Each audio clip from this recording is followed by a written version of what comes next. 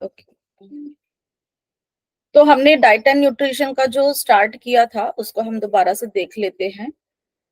तो हमने पहले दिन जो बात करी थी अपने भोजन और उसके अंदर जो पोषक तत्वों के बारे में हमने बात करी थी, तो हमने जो उसकी डेफिनेशन व्हाट इज फूड के बेसिकली बारे में हमने पढ़ा था कि बेसिकली जो भोजन क्या है और पोषक तत्व क्या हैं हमारे, हमने उनके बारे में सारांश में बात करी थी। उसके बाद जो हमारी जो उसकी डेफिनेशंस जो होती हैं, परिभाषाएं जो होती हैं, उनके बारे में हमने बात करी थी। फिर जो हमारे अ, अ, इसके जो हमारे कार्य, जो भोजन के कार्य होते हैं, उनके बारे में भी हमने पढ़ा था, जो कि 3 तरह के होते हैं। पहला तो होता है शारीरिक, जो शरीर की क्रियाओं के लिए होता है, शरीर क्रियात्मक होता है, फिजियोलॉजिकल होता है, जो कि 3 तरह से होता है। हमें जो है एनर्जी देता है, हमें ऊर्जा देता है, हमारे शरीर के ग्रोथ में हेल्पफुल होते हैं और हमें जो है रोगों से बचाव में भी वो मदद करते हैं। तो हमने देखा था कि जो पोषक तत्व जो होते हैं, जो हमारे शरीर को ऊर्जा प्रदान करते हैं, कुछ जो है हमारे शरीर की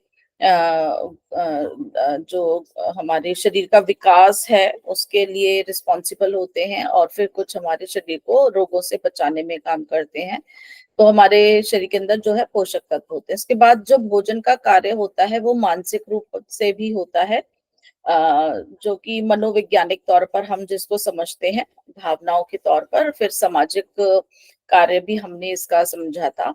तो जो भोजन को हम सभी लोग जो है अपने एक हमारे जीवन का अहम हिस्सा है। तो फिर उसके बाद हमने बात करी थी हमारे जो पोषक तत्व हैं उनके बारे में। तो पोषक तत्व बेसिकली हम जो बात करते हैं, या भोजन हमारा जो पोषक तत्वों से भरपूर होता है, उसमें 2 तरह के हमारे तत्व होते हैं, पोषक तत्व होते हैं। एक जो कि ज्यादा मात्रा में हमारे शरीर को चाहिए, कम मात्रा में चाहिए, तो उनको हम माइक्रो न्यूट्रिएंट्स के तौर पर हम जो है समझते हैं। और पोषक तत्वों के बारे में हमने बात करी थी, उसकी परिभाषा देखी थी। फिर उसके बाद हमने ये देखा था कि भई हमें ऊर्जा की ज़रूरत जो होती है, हम जो कोई भी सामान्य कार्य करते हैं या कोई भी ज़्यादा ऊर्जा से भरा हुआ कार्य चाहिए, तो हमें कितनी-कितनी ऊर्जा चाहिए होती है, कितने-कितने जो पोषक तत्व होते हैं, वो हमें प्रतिदिन हमें कितनी मात्रा में एक औसतन जो है व्यक्ति को अपने विश्राम समय में या सामान्य काल में या ज़्यादा शारीरिक परिश्रम वाले समय में चाहिए। तो ये सब चीज़ें हमने पढ़ी थी। तो आज अब हम उन्हीं पोषक तत्वों के बारे में जो है विस्तार से एक-एक करके पढ़ेंगे। तो सबसे पहले हम बात करेंगे मैक्रोन्यूट्रिएंट्स की। मैक्रोन्यूट्रिएंट्स मतलब जो भी पोषक तत्व जो होते हैं, वो हमें ज़्यादा मात्रा में जो चाहिए होते हैं। ठीक है? तो ये हम इनको हम स्थूल पोषक तत्व भी कह देते हैं। और ये पोषक तत्व जो है हमारे शरीर के बहुत ही अनिवार्य घटक होते हैं, जो कि उचित मात्रा में मिलने चाहिए, और ये ज्यादा मात्रा में हमारे शरीर को चाहिए होते हैं, ताकि हमारे शरीर के अंदर जिन जो इनका काम होता है वो अपने काम को पूरा कर सके। तो ज्यादा अधिक मात्रा में पाए जाने वाले होते हैं स्थूल या मैक्रोन्यूट्रिएंट्स हम इनको कहते हैं। तो और बनिस्पत हमारे सूक्ष्म पोषक तत्वों से, ठीक है ना? तो इसमें जो हमारे यहाँ पर जो दिया है कि जैसे हम भोजन करते हैं उसमें हमारे चावल होते हैं, ठीक है? चावल में ज़्यादातर जो हमारे जो कार्बोहाइड्रेट्स होते हैं, थोड़ा प्रोटीन भी होता है, कुछ जो है इसमें वसा होता है 0.5 ग्राम भी, और 0.06 मिलीग्राम, ये देखिए कितना कम है, जो कि हमारे विटामिन, और 10 मिलीग्राम हमारा कैल्शियम, लगभग इतना है। मतलब ये 1 ग्राम से भी कम के उसमें हम मान के चलेंगे। तो इस तरह के जो ये हमारे माइक्रोन्यूट्रिएंट्स आते हैं, विटामिन और जो हमारे ये जो मिनरल्स, कैल्शियम है, और कार्बोहाइड्रेट, प्रोटीन और फैट, ये हमारे माइक्रोन्यूट्रिएंट्स में होते हैं। ऐसे ही हरी भरी सब्जी जो हमारी, जैसे कि यहाँ पे पालक के बारे में बताया कि 92 ग्राम परसेंट उसमें क्या है, पानी ही है, ठीक है ना? और इसमें विटामिन सी जो हमारा है 28 मिलीग्राम परसेंट है। तो पानी भी हमारे शरीर में उचित मात्रा में चाहिए होता है। तो वो भी एक हमारे शरीर का बहुत ही ज़रूरी पोषक तत्व है। और ऑब्वियसली हमारे जो मैक्रोन्यूट्रिएंट्स होते हैं स्थूल वाले हमारे शरीर में सूक्ष्म वालों से बनिस्बत ज़्यादा चाहिए होते हैं। अब सबसे पहले हम बात करते हैं कार्बोहाइड्रेट्स की। तो कार्बोहाइड्रेट्स ये जो हमारे शरीर का अधिकांश भाग जो है इनसे ही बना होता है। और ये हमारे शरीर को ऊर्जा देने का काम करते हैं। ठीक है, जितना भी हमारा भोजन होता है सबसे ज्यादा मात्रा हमारे भोजन में किसकी होती है? कार्बोहाइड्रेट्स की ही होती है। ओके। तो ये हमारे जो है कहाँ से हमें प्राप्त होता है? ये हमें प्राप्त होता है चावल से, गेहूँ से, कुछ फलों से, और आलू है, शहद है। इनमें किसी न किसी तरह का जो कार्बोहाइड्रेट्स किस किस रूप में उपस्थित होता है?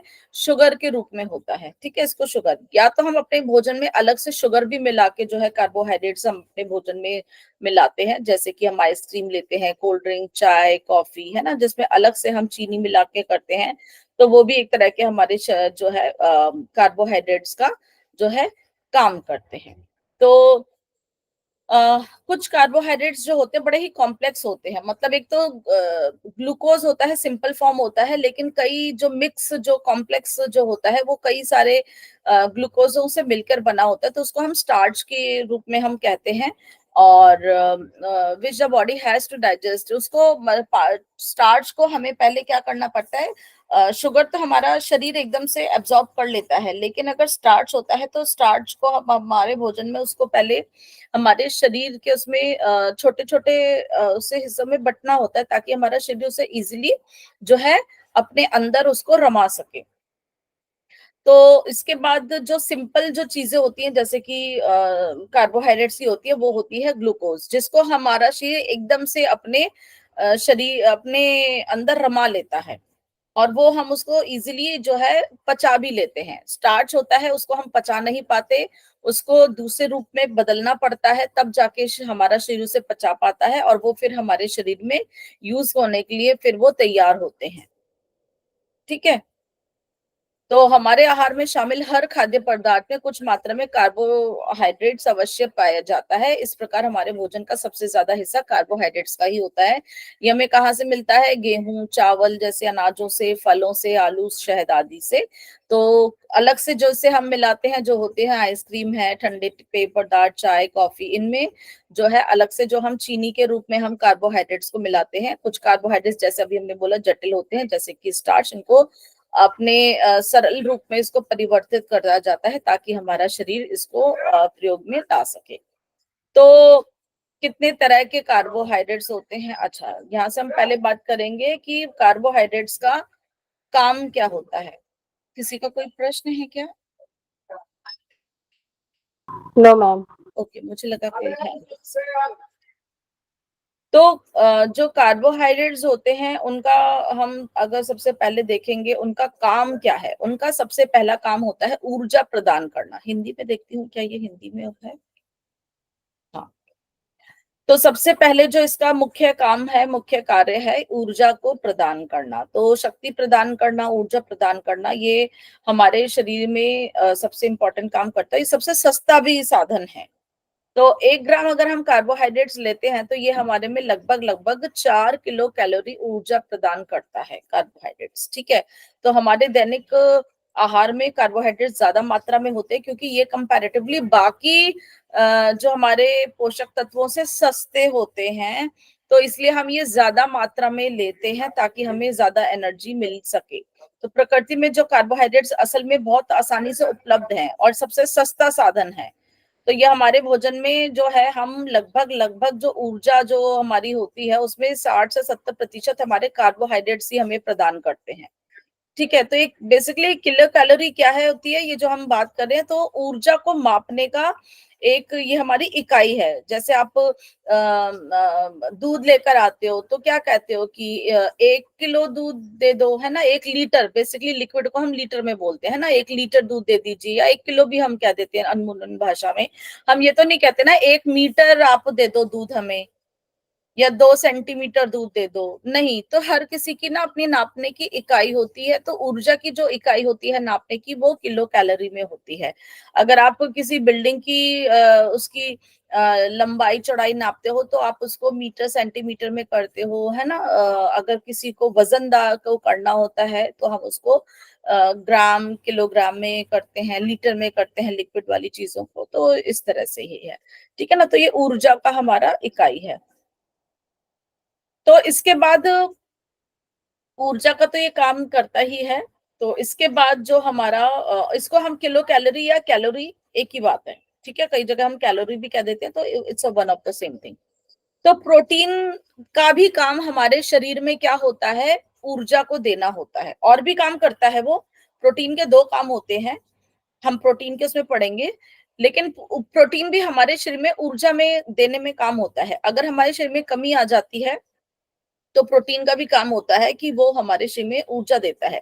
लेकिन मुख्य प्रोटीन का काम हमारे शरीर में, हम लोग को मुख्यतः उसको हमारे शरीर की वृद्धि के लिए, ठीक है ना, हम उसके लिए हम उसको छोड़ते हैं कि वो हमारे शरीर के जो है प्रोटीन का जो मुख्य कार्य है, हमारे शरीर को जो है शारीरिक वृद्धि में काम आए। तो उस शारीरिक वृद्धि के मेन काम वो करता रहे, इसके लिए उसको हम प्रोटीन को से हम ऊर्जा प्राप्त करने का जो है काम नहीं करवाते हैं। तो हम कार्बोहाइड्रेट से, तो हम कार्बोहाइड्रेट जब उचित मात्रा में लेते हैं, हमारे शरीर को ऊर्जा मिलती रहती है। तो प्रोटीन ऊर्जा नहीं देता है, प्रोटीन का मुख्य काम हम उसकी शारीरिक वृद्धि के लिए उसको छोड़ देते हैं। तो यहाँ पर प्रोटीन को शारीरिक वृद्धि के लिए वो मुक्त रखता है। तो मुख्य रूप से क्योंकि प्रोटीन हमारे शरीर के लिए शारीरिक वृद्धि के लिए इंपॉर्टेंट है, इसलिए उसको उस काम के लिए मुक्त रख देते हैं, ऊर्जा नहीं देते। अगर जैसे कि मान लो कोई बहुत दिनों तक भोजन नहीं करता है, कार्बोहाइड्रेट्स नहीं लेते हैं, तो उसे ऊर्जा चाहिए, तो उससे ऊर्जा के लिए कहाँ से फिर शरीर जो है क्या करता है, प्रोटीन और वसा से देना शुरू कर देता है। अगर हमारे शरीर में कार्बोहाइड्रेट्स की जो होती है कमी आने लग जाती है, ठीक है ना। लेकिन हम उस कमी को नहीं करते, कार्बोहाइड्रेट्स उचित मात्रा में मिलता रहता है, तो वही हमारे शरीर को ऊर्जा देते रहते हैं। प्रोटीन को फिर उसके काम के लिए हम जो है उसको मुक्त रखते हैं। लेकिन भोजन में कार्बोहाइड्रेट तथा वसा की कमी होने पर प्रोटीन ऊर्जा प्रदान करने का कार्य भी करता है। ठीक है ना, जैसा कि मैंने बताया कि अगर कमी हो जाएगी तो फिर प्रोटीन ही हमें ऊर्जा भी देगा। तो अगर प्रोटीन का प्रयोग ऊर्जा प्रदान करने के लिए किया जाता है तो उसका क्या हो जाएगा, उसका वेस्टेज होगा, तो बॉडी की ग्रोथ नहीं होगी, वो एनर्जी देने में लगा रहेगा, तो कहीं ना कहीं फिर डेफिशिएंसी हो जाएगी, उसकी जो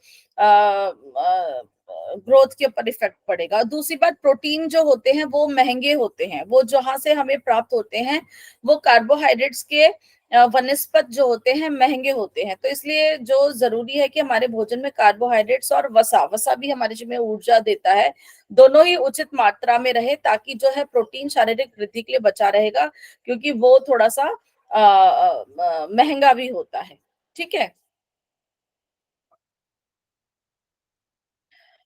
इसी के साथ अगर जब हमारे कार्बोहाइड्रेट्स का क्या काम है, वो हमारे वसा की उपयोग को भी उपयोग में सहायता करते हैं। तो कार्बोहाइड्रेट्स वसा के जो चयापचय में भी सहायता करता है। जो हमारा अगर हमारे आहार में पर्याप्त मात्रा में कार्बोहाइड्रेट्स होंगे तो वो भी वसा को जो है एक्स्ट्रा उसको सहेज कर रखते हैं, ताकि वो दूसरे काम के लिए वो इकट्ठा रहे, और उससे जो है हमारे उसके उपयोग में वो हमें फिर सहायता करता है, जिससे वसा की उपयोगिता भी बढ़ जाती है। तो वो भी हमें को जब हमें बहुत ज्यादा ऐसे जरूरत होती है ज्यादा ऊर्जा की, तो वहां पर उसके काम में आता है। नहीं तो वसा का बहुत अधिक प्रयोग भी वो जो है उसको रोकता है। तो आहार में कमी अगर कार्बोहाइड्रेट्स की होगी तो अधिक वसा फिर उपयोग होने लग जाता है। वो थोड़ा सा हमारा जो है हानिकारक है, क्योंकि फिर इससे हमारे जो शरीर का चयापचय है वो इफेक्ट होता है। कुछ उसमें हमारे ऐसे हानिकारक पदार्थ उत्पन्न हो जाते हैं, टॉक्सिन्स क्रिएट होते हैं, जो कि बाद में हमारे शरीर पर दुष्प्रभाव भी करते हैं। तो मेन हमारे जो है कार्बोहाइड्रेट्स का ही काम जो होता है ऊर्जा को देना। साथ ही साथ कार्बोहाइड्रेट्स का क्या काम है, भोजन को स्वादिष्ट बनाता है, क्योंकि जैसे चीनी, शहद, गुड़, ये जो है ये थोड़ा सा भोजन को क्या बना देते हैं, मधुर बना देते हैं, स्वादिष्ट बना देते हैं, मीठा बना देते हैं, जो कि हमें थोड़ा सा जीभ का स्वाद है तो पसंद आता है।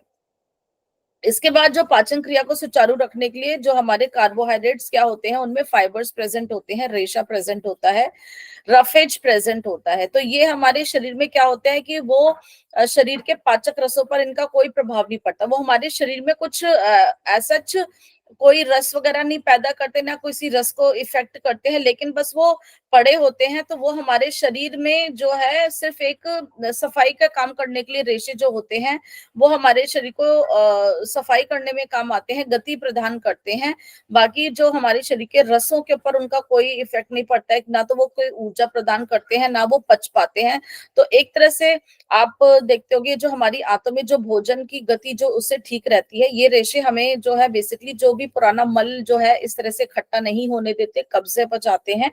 और हम इसलिए जैसे आटे में हमें आजकल देखने के लिए बोला गया है कि हम लोग जो है ना चोकर इस्तेमाल करें, तो वो हमारे शरीर में जो है फाइबर प्रदान करता है, ताकि हम लोग को जो हमारे आंतों की जो क्रिया है वो ठीक से रहे। अब हमें कहाँ से मिलता है इसके, हमारे जो है सोर्सेज जो हैं वो कैसे हैं। तो बेसिकली कार्बोहाइड्रेट्स जो होते हैं हमें ऊर्जा का प्रदान करने का सस्ता और जो है आसानी से पच भी जाते हैं, हमारा शरीर उनको चेंज भी कर लेता है। तो साबुत अनाज जो होते हैं, दाल होती हैं, हरी पत्तेदार सब्जियां होते हैं, फल होते हैं, इनमें ये सबसे ज्यादा अधिक रेशे में जो है पाए जाते हैं। चीनी, शहद, शक्कर, इनमें जो है ये सब जो है ये 100% जो सिंपल वाले कार्बोहाइड्रेट्स होते हैं। जो अनाज है हमारे, आजकल मोटे अनाज के ऊपर आपको पता ही है कि बहुत ज्यादा मिलेट्स के ऊपर बहुत गवर्नमेंट भी वर्क कर रही है, हम लोग के ऊपर अवेयरनेस भी हो रही है कि मिलेट्स को, मोटे अनाज को हम अपने भोजन में शामिल करें, क्योंकि वो बहुत सस्ता और ऊर्जा देने का बहुत अच्छा हमारा जो है सोर्स है। तो अनाज है, दालें हैं, जड़ जो कि हमारे जैसे कि आलू है, शकरकंदी, जिमीकंद है ना, ये सब कंद जो है, ऐसी सब्जियां, आलू, शकरकंद, चुकंदर, जिमीकंद, इनमें भी कार्बोहाइड्रेट्स बहुत अच्छे जो है मात्रा में होता है। और कुछ फल जैसे कि केला, अनानास, अंगूर, इनमें भी हमारे जो कार्बोहाइड्रेट ज्यादा मात्रा में होते हैं, जो कि हमें ऊर्जा प्रदान करते हैं। अब अगर ज्यादा या कम होगा कार्बोहाइड्रेट्स हमारे शरीर में, तो क्या होगा उससे। तो अगर कार्बोहाइड्रेट्स की कमी होगी तो क्या होगा, ऊर्जा की कमी होगी। ऊर्जा नहीं मिलेगी, अगर शरीर को काम करने के लिए शक्ति नहीं मिलेगी, तो क्या होगा, वो आदमी क्या करेगा, ये बेचारा काम के बोझ का मारा, ऐसे ही तो फील आएगा ना। बताइए होगा क्या नहीं, उसके अंदर यस कमजोरी मैम। होगी। Yes ma'am. कमजोरी होगी तो उसका जो है शरीर भी कमजोर होगा, दुबला पतला होगा, थक जाएगा, उसको इतना स्टेमिना ही नहीं होगा, कार्य क्षमता करने की इतनी उसमें हिम्मत ही नहीं होगी, वो कार्य को बहुत अच्छे से कर पाए। ठीक है ना। और अगर ज्यादा मात्रा में हो जाएगा, अगर कार्बोहाइड्रेट ज्यादा मात्रा में हो जाएगा, तो क्या होता है, वो एक्स्ट्रा जो हमारा कार्बोहाइड्रेट से हम लेते रहेंगे, जितना ऊर्जा में लग रहा है वो तो लगेगा, लेकिन अगर हम ज्यादा लेंगे तो वो किसमें बदल जाता है, वो एक जस्ट अ सेकंड में पानी पी लो।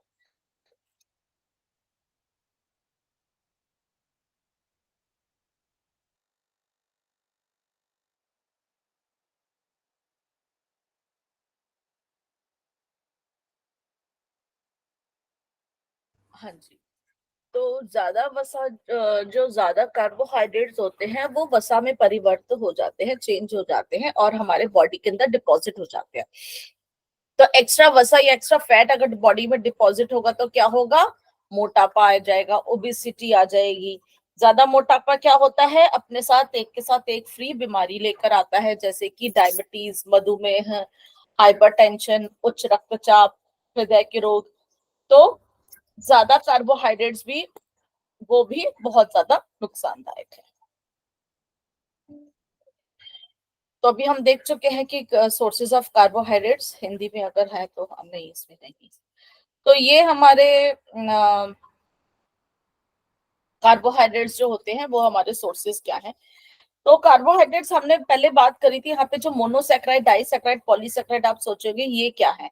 तो मोनोसेक्राइड्स जो होते हैं वो मतलब ग्लूकोज और दो ग्लूकोज जैसे आपस में, ग्लूकोज भी कई तरह के होते हैं, ठीक है, बहुत ही सिंपल वाला जो कि चेन, जो भी कॉम्प्लेक्स चेन होती है उससे ज्यादा भी ना टूटे। बेसिकली मैं आपको बता दूं, कार्बोहाइड्रेट्स बेसिकली हमारे कुछ जो है तत्वों से मिलकर बने हैं। वो तत्व क्या होते हैं, हमारे जो है एलिमेंट्स होते हैं कुछ हमारे, जो बेसिकली हम कंपाउंड्स की बात करते हैं, क्योंकि यहाँ पे हर जगह हमारी क्या आती है, अ, हमारे कुछ केमिकल्स की बात हो जाती है। तो हमारे जो कार्बोहाइड्रेट्स मिलके बनते हैं वो मिलके बनते हैं कार्बन, हाइड्रोजन और ऑक्सीजन। ये हमारे जो होते हैं कॉम्प्लेक्स, ये जो हमारे सब्सटेंस होते हैं, इनसे मिलकर हमारे को ये हमारे बनते हैं कार्बन, हाइड्रोजन और ऑक्सीजन। तो ये मिलके ना चेन्स बनाते हैं, ये आपस में मिलके क्या बनाते हैं, ग्लूकोज की चेन्स बनाते हैं।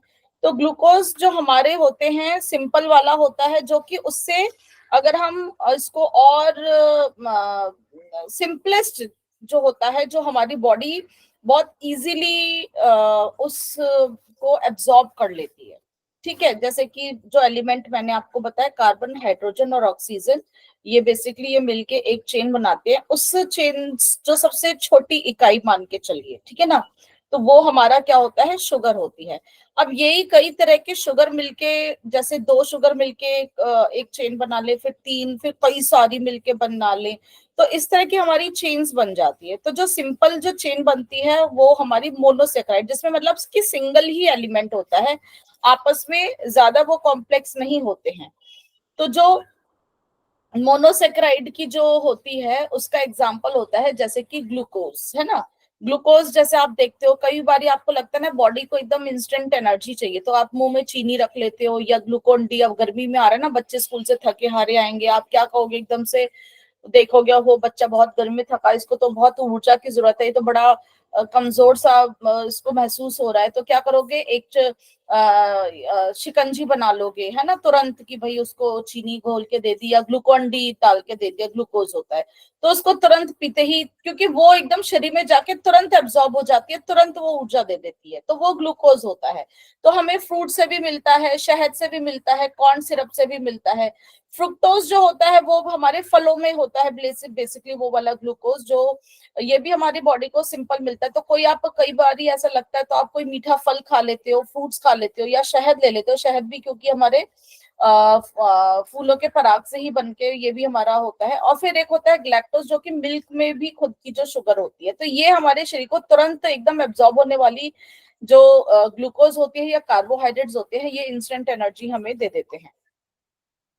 इसके बाद होती है डाइसेक्राइड। डाइसेक्राइड में क्या होता है कि हमारे दो मतलब मिलके चेन बनती हैं, आप ये मान के चलिए, सिंपल दो, जो दो तरह की जो ग्लूकोज ग्लूकोज की चेन जो मिलके बन गई है, वो हमारी क्या बनती है, वो हमारी डाई, डाई में मतलब डबल। तो उसके जो एग्जाम्पल होते हैं जैसे कि केन शुगर, केन शुगर से मतलब समझते हैं ना, गन्ने में जो हमारे होती है, बीट शुगर होती है, ठीक है। लैक्टोज जो दूध से बनी हुई चीजों से मिलता है। माल्टोज जो माल्ट जो हमारे अनाज के भी कुछ होते हैं प्रोडक्ट्स, वहां से जो हमें जो हमारे को ग्लूकोज की चेन होती है वो दो, इसको भी हमें थोड़ा सा तोड़ने की जरूरत पड़ती है, लेकिन इतना नहीं। फिर आती है पॉलीसेक्राइड। पॉलीसेक्राइड में बड़ी ही कई सारी जो है चेन जुड़ी हुई है, कॉम्प्लेक्स बड़ा होता है, उसको बहुत सिंपल ग्लूकोज मोनोसेक्राइड में कन्वर्ट करने की जरूरत पड़ती है। तो वो हमें, उसके एग्जाम्पल क्या है, उसका एग्जाम्पल हमारा होता है स्टार्च। स्टार्च बेसिकली क्या होता है, कई सारी ग्लूकोज की इकाइयों से मिलकर बनता है।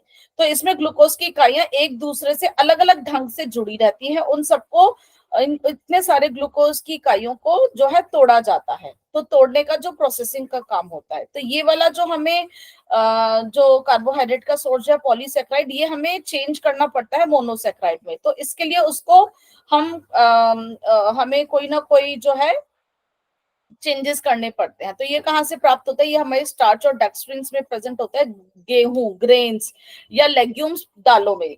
तो अनाजों में और दालों में ये प्रेजेंट होता है। तो आप इसीलिए अनाज को कभी आपने कच्चा खाया या दालों को कच्चा खाया ही नहीं, हम उनको पकाते हैं ताकि उनके अंदर का ग्लूकोज जो है फिर हमारा पकाने के बाद, जैसे आप गेहूं है ना, वहां ऐसा तो नहीं है जैसे फल तो आपने पेड़ पे लगा हुआ देखा, तोड़ा और खा लिया, लेकिन गेहूं तोड़कर आएगा, फिर आप उसे से खाओगे, फिर उसको जो है साफ तो खैर किसी को भी होगा, फिर आप उसको पीसोगे, जैसे कि अगर आप गेहूं लेकर आते हो, पीसोगे, आटा गूंदोगे, उसको पकाओगे, फिर खाओगे, है ना। मतलब उसको इतने उसमें चेंज करना पड़ता है ताकि वो हमारे शरीर में हो। या चावल भी देख लो, चावल आप लोग कच्चे चावल नहीं खाते हो या दालें भी नहीं आते, उनको हम पका के हमारे शरीर में उनको यूज करने के अनुरूप बनाते हैं। उसके बाद जो ग्लाइकोजन होता है वो कहाँ से मिलता है, मीट प्रोडक्ट से मिलता है। फिर सेल्यूलोज होता है, सेल्यूलोज कहाँ होता है, वो हमारी सब्जियों में मिलता है। तो इसीलिए हम कोई भी, आप कभी आपको लगता है कि हरे पत्तेदार सब्जी आप खा पाते हो, नहीं खा पाते हो, या आउटर कवरिंग ऑफ सीड्स में होता है, जैसे कि छिलके जो होते हैं, जैसे कि आप यही देखते हो कि चना है, राजमा वगैरह, वैसे तो ये दालों की श्रेणी में आते हैं। सेल्यूलोज जो कुछ बीज जो होते हैं जिनका छिलका भी होता ही है, जैसे ऑब्वियसली गेहूं वगैरह के उसी होता है, तो वहां पे हमारा शरीर सेल्यूलोज को एक्चुअली पचा नहीं पाता है, तो उस सेल्यूलोज को भी फिर हम चेंज करते हैं। और ऐसे ही कुछ फलों में भी होता है, कुछ फल जो होते हैं हम उसके अनुरूप नहीं करते, उनको भी करता है, वो हमारा होता है पैक्टिन। ठीक है ना। तो ये हमारे अलग अलग तरह के जो सोर्सेज होते हैं, polysaccharides we have to change, इनको कॉम्प्लेक्स होते हैं, ये इनको हम चेंज करके अपनी बॉडी के यूटिलाइजेशन में आते हैं। तो ये हमारा कार्बोहाइड्रेट्स के बारे में है। अभी किसी का कोई प्रश्न है तो पूछ ले, नहीं तो मैं आगे फैट के बारे में बात करूं। जी मैम। जी, आगे बढ़े हम। मैम जो इनका कंपोजिशन होता है क्या उसके बारे में भी पूछा जाता है एग्जाम में? नहीं, वो इतना ज्यादा कॉम्प्लेक्स नहीं आता है। ओके। कॉम्पोजिशन कैसे, मतलब आप जैसे मैम ये आपने बताया कि कार्बन हाइड्रोजन और ऑक्सीजन, जैसे अगर हम मोनोसेकेराइड्स करें तो C6H12 O6 इस नहीं तरह नहीं से। नहीं नहीं, इतना ओके। डिटेल में मेरे ख्याल ओके। से इतने डिटेल में क्वेश्चंस नहीं आते हैं। ओके जो मैम। थोड़ा बहुत उसके अकॉर्डिंग क्वेश्चन आते हैं वो मैं आपको बता दूंगी। हाँ, ये पूछ सकते हैं, क्योंकि कार्बन हाइड्रोजन ऑक्सीजन ये हमारे ऑर्गेनिक कंपाउंड होते हैं। ऑर्गेनिक कंपाउंड मतलब जो हमारा शरीर बहुत इजीली उनको कर लेता है, अडेप्ट कर लेता है, स्पेशली जहाँ पे ये तीनों एलिमेंट्स होते हैं वो हमारे ऑर्गेनिक कंपाउंड्स में आते हैं। हमारा शरीर भी कार्बन हाइड्रोजन और ऑक्सीजन से ही मिलकर बना है, आपको पता ही है ना। यस और मैम। हमारी ये अनाज भी हमें वहीं से मिलता है, इसलिए हमारी बॉडी इनको रेडी जो है एक्सेप्टेबल कर लेती है। अब कुछ और एलिमेंट कुछ लोगों में ऐसे प्रेजेंट होते हैं जो हमारी बॉडी को चाहिए भी, कुछ होते हैं जो नहीं भी चाहिए, तो वो मैं आपको आगे बता दूंगी। तो इससे ज्यादा वो कॉम्प्लेक्स चेन्स के बारे में मेरे ख्याल से तो इतना ज्यादा नहीं पूछते हैं, वो बायोकेमिस्ट्री हो जाती है, वो इतना ज्यादा नहीं पूछा जाता। बट स्टिल आप एक बार 10 ईयर आप देख लेना, अगर ऐसा कुछ हो तो इससे ज्यादा, क्योंकि ये स्लाइड्स आपके सिलेबस के अकॉर्डिंग ही बना रखी हैं, तो इसलिए हम इन स्लाइड्स को फॉलो करके करा रहे हैं। अगर फिर भी ओके आप ओके लोगों मैम। को कुछ लगे तो आप मुझे एक बार, ठीक है। Okay ma'am. ओके। हाँ, तो अब हम फैट की बात कर लेते हैं। चले आगे, अगर किसी का कोई प्रश्न है तो पूछ लीजिए, नहीं तो हम आगे बढ़े। जी मैम। तो अब हम फिर बात करेंगे वसा की। ठीक है, तो वसा बेसिकली, वसा से आप क्या समझते हैं, कोई भी सुना होगा कभी, वसा को क्या कहते हैं हम। फैट ना, फैट। Yes, fat. ठीक है ना। तो कार्बोहाइड्रेट्स की तरह वसाब में भी बेसिकली कार्बन हाइड्रोजन और ऑक्सीजन ही प्रेजेंट होता है। जैसे हमारे कार्बोहाइड्रेट्स होते हैं तो ये भी हमारे ऐसे ही होते हैं, परंतु इनकी जो फॉर्मेशन है वो थोड़ी सी हमारे कार्बोहाइड्रेट से अलग होती है। ठीक है, तो यहाँ पर जो है इसमें वसा का तात्पर्य बेसिकली हमारी फैट और ऑयली चीजों से होता है, कि जो भी चीज हम, जब हमें छूने में चिकनी चिकनी सी लगे, या जो पानी में घुले नहीं, है ना, फाइट आपने देखा होगा, घी या तेल पानी में घुलता नहीं है, तो ये हमारे घुलनशील नहीं होते पानी में। ठीक है, इसके साथ साथ फैट और ऑयल के साथ साथ हम जो है कोलेस्ट्रॉल भी इसी में ही हम करते हैं, कि जो हमारे शरीर में जब कहते हैं ना कई बार कोलेस्ट्रॉल बढ़ गया है, कोलेस्ट्रॉल बढ़ गया है। तो अब हम पहले देखेंगे कि ये जो है हमारा मेन फैट हमें कहाँ से मिलता है। बटर, बटर क्या होता है, मक्खन, घी और कुछ प्रकार के तेल। और कुछ अमाउंट जो है हमें कहाँ से मिलता है, दूध से भी मिलता है। नट्स जो हमारे की जो कि हमारे जो बीज मतलब सीड्स और नट्स जो होते हैं ना, हमारे ग्राउंड नट है या जितने भी हमारे जो ड्राई फ्रूट्स टाइप के जो होते हैं, है ना, और कुछ मीट में भी हमें इस तरह के प्रेजेंट होता है। तो अब हम देखेंगे कि फैट का जो है बेसिकली हमारे शरीर में काम क्या है, ये हमारे को क्या कार्य करते हैं। तो ज्यादातर हम ऐसा सोच रहे हैं कि फैट हमारे शरीर के लिए बहुत ही हानिकारक है, नहीं लेना चाहिए, लेकिन ऐसा नहीं है। अगर ज्यादा आप ज्यादा करेंगे तो आपको जो है बीमारियां होंगी, लेकिन अगर आप अधिक मात्रा में जो है इसको देखते हैं तो ये हमारे शरीर में बहुत इंपॉर्टेंट काम भी करते हैं। तो क्योंकि जब हमें जरूरत होती है तो शरीर की आवश्यकता जितनी भी है आप उतना फैट लेंगे तो कभी भी आपको नुकसान नहीं करेगा। हाँ, अगर आप बियॉन्ड जो है किसी भी चीज को आप लेते हैं तो मे बी आपको जो है प्रॉब्लम कर सकता है एक्सेस में, परंतु एक निमित उसमें आप लोगे तो कोई दिक्कत नहीं है। तो ये कार्य जो करता है सबसे पहले हमारे को क्या करता है, ऊर्जा प्रदान करता है। तो ऊर्जा प्रदान करने का ये बहुत ही अच्छा हमारा जो है सोर्स है, कंसंट्रेटेड सोर्स है, क्योंकि 1 ग्राम वसा कितनी ऊर्जा देता है, 9 किलो कैलोरी। कार्बोहाइड्रेट में कितनी थी, वो शायद इसमें आई नहीं थी। कार्बोहाइड्रेट कितनी ऊर्जा देता है, वैसे हमने पहले करी थी 4 किलो यस कैलोरी। 4। तो ये सोचिए कि 1 ग्राम जो हमारा कार्बोहाइड्रेट हमें 4 किलो कैलोरी देता है, तो ये हमें कितना दे रहा है, 9 किलो कैलोरी, लगभग आधे से उसके भी डबल से ज्यादा, है ना। तो ये हमारे जो है 1 ग्राम कार्बोहाइड्रेट या प्रोटीन से जितनी भी हमें जो मिलती है ऊर्जा मिलती है, जो वसा है ये उन दोनों से 2 गुना, है ना, डबल, और 2 गुना हमें अधिक ऊर्जा देता है।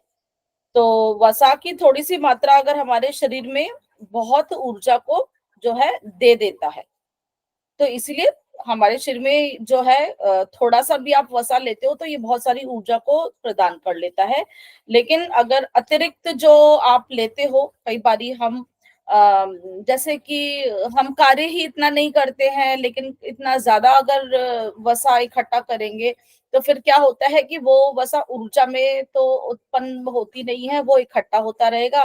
फिर उसका क्या होता है कि वो हमें जो है क्या होगा, वसा इकट्ठा होगा तो मैम बीमारियां आएंगी फिर। बीमारियां भी होंगी, वो हमारे शरीर में इकट्ठा होना शुरू हो जाएगा एडिपोज टिश्यू के तरह से। एडिपोज टिश्यू आपने पढ़ा होगा, एक कनेक्टिव टिश्यू होता है हमारी बॉडी में, है ना, हम जो स्किन के नीचे होता है, पढ़ा होगा शायद आपने एनाटॉमी यस फिजियोलॉजी, मैम। है ना। तो अतिरिक्त वसा हमारे शरीर में जमा हो जाता है और फिर ये हमारे लिए जो है हानि भी दे सकता है। दूसरा जो है इसका काम है फैट का, जो है कि हमारे जो है कुछ हमारे जो विटामिन होते हैं, जो कि कुछ होते हैं वाटर सॉल्युबल, कुछ होते हैं फैट सॉल्युबल, वसा विलय विटामिन होते हैं। तो ये उनको जो है हमारे शरीर में उनको जो कार्य करने के लिए उसमें जो है ये मदद करता है कि वो जो वसा विलय विटामिन जो होते हैं, मतलब फैट सॉल्युबल विटामिन होते हैं, एक स्थान से दूसरे स्थान तक जो पहुंचते हैं वो वसा की मदद से ही पहुंचते हैं, क्योंकि वो उनमें घुल जाते हैं। तो उनमें घुलने के बाद फिर जहां पे उनकी जरूरत होती है वो वहां पे जाके अपना काम करते हैं। तो ये एक तरह से वसा उसमें भी मदद करते हैं।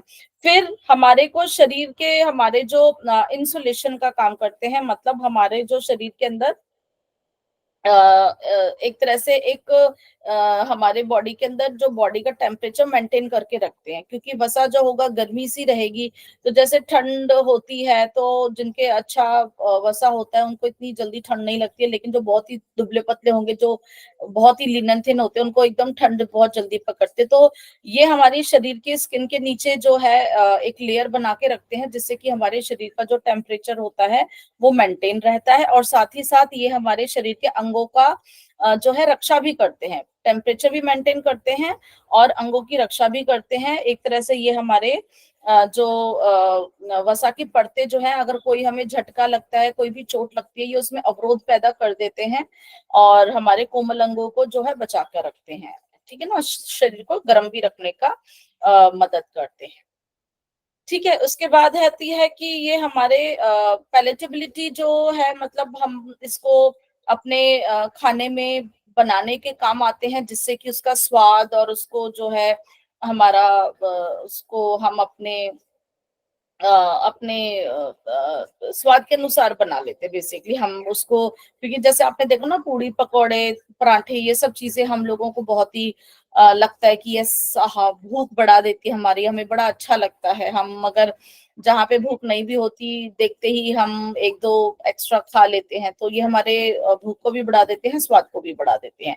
फिर सटाइटी वैल्यू भी होती है कि थोड़ा सा खाने के बाद भी आपको बहुत जल्दी जो है आपकी भूख शांत हो जाती है और लंबे समय तक शांत रहती है, आपको काफी ज्यादा समय तक कुछ खाने की जरूरत नहीं होगी। तो जैसे आप देख रहे होगी, जो स्पेशली हमारे नॉर्थ इंडिया में है, आज सभी के कुछ लोगों के घर में अष्टमी मनाई गई होगी, तो सुबह हमने पूड़ी हलवा का आज बना होगा ना, प्रसाद बना होगा, तो वो पूड़ी और हलवा खा के आपको लगा होगा काफी समय तक भूख ही नहीं लगती है, सुबह वो प्रसाद खा लिया, क्योंकि वो जो तला हुआ जो भोजन है वो आपको काफी समय तक जो है आपके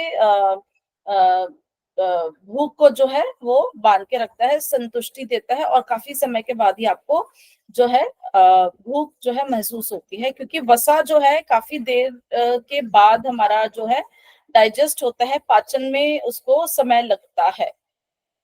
ठीक है, तो ऐसे ही रेशे जो रफिश थे, जो फाइबर थे, वो भी हमारे भूख को थोड़ा सा बढ़ा, मतलब तृप्त कर देते हैं, और ऐसे ही वसा भी हमारी भूख को जो है वो तृप्त कर देता है काफी लंबे समय तक। तो ये हमारे जो है वसा के कार्य है। इसके बाद हमें वसा कहाँ से जो है मिलता है, तो वसा जो हमें कई जगह से, जैसे हमारे जो स्रोत हैं, और मुख्य स्रोत जो हैं हमारे सब्जियों से, और कुछ हमारे जो है एनिमल सोर्सेज होते हैं। तो जो सब्जियों वाले सोर्सेज होते हैं वो हमारा जैसे कि तेल जो है, कुकिंग ऑयल्स जो हम, वो हमारे विभिन्न हमारे जो बीज होते हैं कुछ वहां से बनते हैं, जैसे कि नट्स वगैरह से, ग्राउंड नट है, मूंगफली का तेल है, सरसों का तेल है, तिल का तेल है, सोयाबीन का तेल है, कॉटन सीड ऑयल भी होता है, कोकोनट का तेल होता है। ये सारे जो हमारे हमारे वनस्पतियों से जो मिलते हैं, तो ये वनस्पति तेल हम इनको कह देते हैं। और जो हमारे एनिमल सोर्सेज होते हैं वहां से भी हमें मिलता है, तो वो हमारा जैसे दूध है, दूध से बनी हुई चीजें होती है ना, दूध से क्या बनता है, घी, मक्खन, है ना, क्रीम, जो ये सब चीजें होती हैं, एग योक जो होता है वो भी हमारा फैट का सोर्स होता है, और हमारा फिश लिवर ऑयल जो होता है, ये भी हमारी, ये सारे सोर्सेज जो होते हैं ये हमारे जो जानवरों से जो हमें मिलते हैं, ये एनिमल सोर्सेज कहलाते हैं। अब इनकी भी ज्यादा या कमी जो भी हम इसमें देखते हैं, तो ये भी हमारे को कुछ मदद करते हैं कि अगर इनकी हमारे शरीर में ज्यादा हो या कम हो, तो हमें इस इफेक्ट पड़ता है। तो अगर कमी होगी तो क्या होगा, अगर कमी होने से हमारे शरीर के अंदर जो होगा बेसिकली एनर्जी की कमी होगी, क्योंकि ऊर्जा का अच्छा स्रोत होते हैं, कम मात्रा में बहुत ऊर्जा प्रदान करते हैं। तो अगर ऊर्जा की कमी होगी तो हो सकता है कि वो जो है पर्सन है वो उसका वजन कम हो, अंडरवेट हो, बहुत जल्दी थक जाए, हमेशा उसको ऊर्जा की कमी महसूस हो, उसमें इतना काम करने की क्षमता नहीं होगी।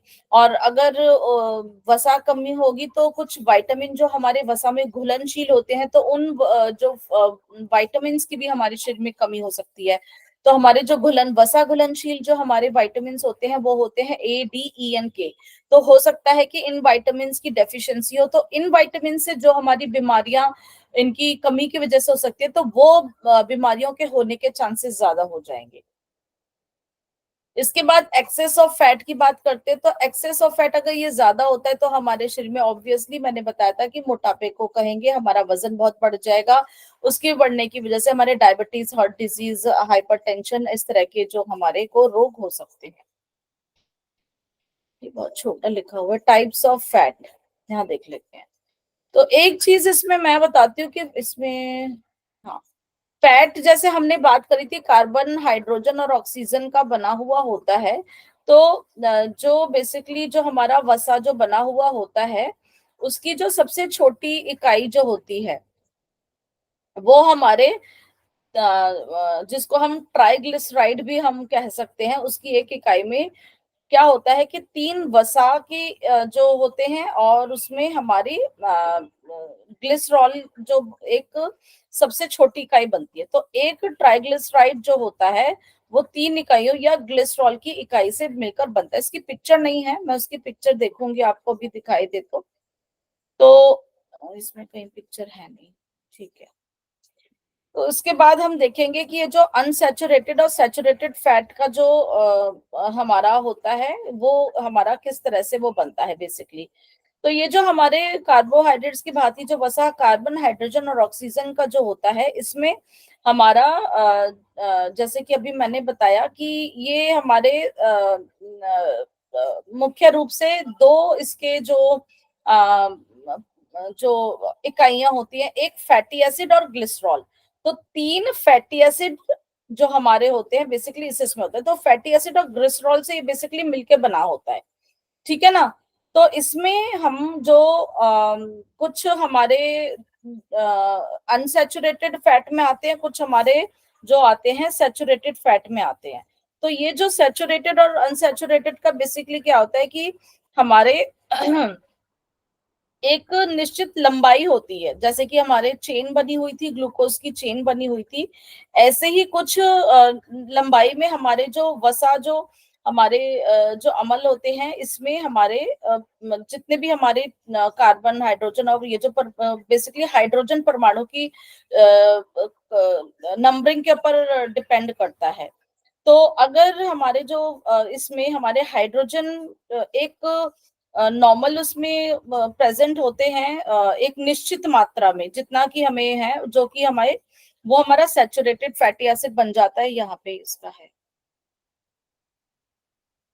ठीक है।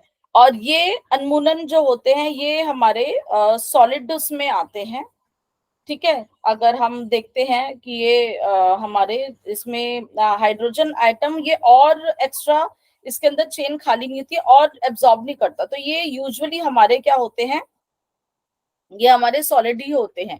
तो जैसे आपने घी देखा होगा, देसी घी हमारा जो जम जाता है बेसिकली, है ना। और ये हमारे एनिमल बेस्ड फूड में ही ज्यादातर पाए जाते हैं, जैसे कि बीफ, पोर्क, पोल्ट्री, है ना। यहाँ पे जो आपके है फुल जो भी डेयरी प्रोडक्ट्स होते हैं, एग्स होते हैं, और कुछ ट्रॉपिकल ऑयल्स में भी ये होते हैं, कोकोनट और पाम में, है ना। क्योंकि ये सॉलिड हो जाते हैं हमारे रूम टेम्परेचर पे, इसलिए इनको सॉलिड फैट्स भी कहते हैं हम लोग। और इनके साथ क्या होता है कि यहाँ पे ये हमारा कोलेस्ट्रॉल लेवल को इनकी वजह से बढ़ जाता है, और हमारे को फिर हृदय रोग होने के बहुत चांसेस होते हैं। इसके बाद जो अनसैचुरेटेड होते हैं हमारे, वो उसमें हमारे हाइड्रोजन ग्रहण करने की क्षमता होती है, इसमें नहीं होती। उसकी चेन्स में इस तरह का होता है कि हाइड्रोजन वो कैरी कर लेता है। तो ये हमारे लिक्विड रहते हैं रूम टेम्परेचर पर। जैसे कि आपने ज्यादातर जो हमारे तेल जो हमारे हम लेते हैं वो ज्यादातर इसी के ही होते हैं। तो ये हमारे ब्लड कोलेस्ट्रॉल लेवल को बेसिकली इम्प्रूव कर लेता है हमारे शरीर में, जो है अच्छे ये काम करता है बेसिकली। और जितने भी वेजिटेबल ऑयल्स हैं, नट्स या सीड्स से होते हैं ये हमारे, और ये गुड फैट में हमारा इसको हम कहते हैं। और ऑलिव ऑयल है, पीनट ऑयल है, हमारा कैनोला ऑयल है, एवोकाडोज ये बाहर के देशों में होते हैं, लेकिन जैसे बादाम का तेल है, हेजलनट्स, पीकैन्स हैं। तो और हमारे जो बीज होते हैं कुछ, जैसे कि पंपकिन बीज, जो कि हमारे कद्दू के बीज होते हैं, सीताफल के बीज होते हैं, तिल के बीज होते हैं, इनमें भी ये प्रेजेंट होता है और ये हमारे लिए अच्छा रहता है। और इसी में हमारे पॉलीअनसैचुरेटेड भी होते हैं, जो कि हमारे flaxseed, sunflower, soybean, corn, walnuts, अखरोट जो है हमारा, फ्लैक्सीड, अलसी के बीज, फिश में भी, और कैनल ऑयल। तो ये ओमेगा 3 जो हमारा ये इनमें प्रेजेंट होता है और ये हमारे लिए बहुत ही बेनिफिशियल होता है। तो ये हमारे को इस तरह से ये हेल्पफुल रहते हैं। ठीक है। तो हमारे जितने भी तेल या जो भी फैट और ऑयल दोनों ही है, ये हमारे ट्राइग्लिसराइड्स होते हैं। लेकिन फैट यूजुअली अगर हम कहते हैं तो वो थोड़े से सॉलिड हो जाते हैं रूम टेम्परेचर पर, और ऑयल हमेशा जो है हमारे लिक्विड फॉर्म में ही रहते हैं। तो अनसैचुरेटेड फैटी एसिड यूजुअली हमारे जो है लिक्विड फॉर्म में ही हमारे रहते हैं। और ये हम मैंने अभी बताया था, इसमें जो हमारा 3 जो है इसमें हमारे फैटी एसिड होते हैं, और जो तीनों के साथ हमारा जो ग्लिसरॉल अटैच होता है। तो एक ग्लिसरॉल और 3 फैटी एसिड की जो एक चेन होती है, जो कि एक हमारा ट्राइग्लिसराइड को बनाती है। ट्राई ट्राई मतलब 3 3 जो है इसमें ट्राइग्लिसराइड, 3 जो हमारे फैटी एसिड होंगे और एक ग्लिसरॉल होगा। ओके, ठीक है। अभी किसी को कुछ पूछना है तो पूछ सकते हैं, आगे करूं? तो ये सैचुरेटेड फैट्स के बारे में हमने देख लिया है। ये आगे की स्लाइड्स खाली हैं। अब नेक्स्ट हमारा प्रोटीन आएगा। अगर अभी किसी को कुछ पूछना है तो पूछ सकते हैं। मैम एक बार ना अनसैचुरेटेड फैट के बारे में बता दीजिए बस, मिलता किससे है ये तो मुझे पता लग गया, पर इसकी एक तरह से डेफिनेशन। हाँ हाँ, एक्चुअली इसकी ना अभी पिक्चर नहीं